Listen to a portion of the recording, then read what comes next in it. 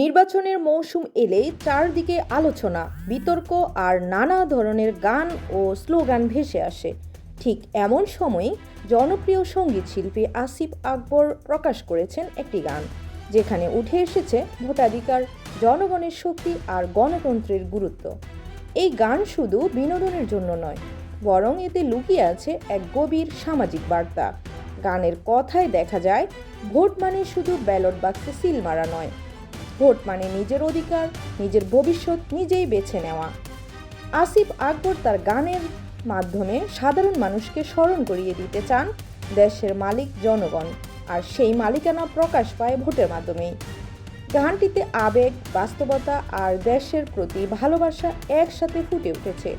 অনেকেই বলছেন এই গান তরুণ ভোটারদের অনুপ্রাণিত করবে ভোট কেন্দ্রে যেতে এবং সচেতনভাবে সিদ্ধান্ত নিতে।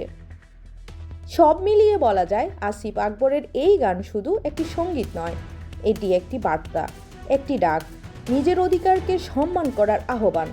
আপনার কি মনে হয়, এই ধরনের গান কি মানুষকে ভোট দিতে আগ্রহী করে তোলে? মন্তব্য জানান কমেন্ট বক্সে।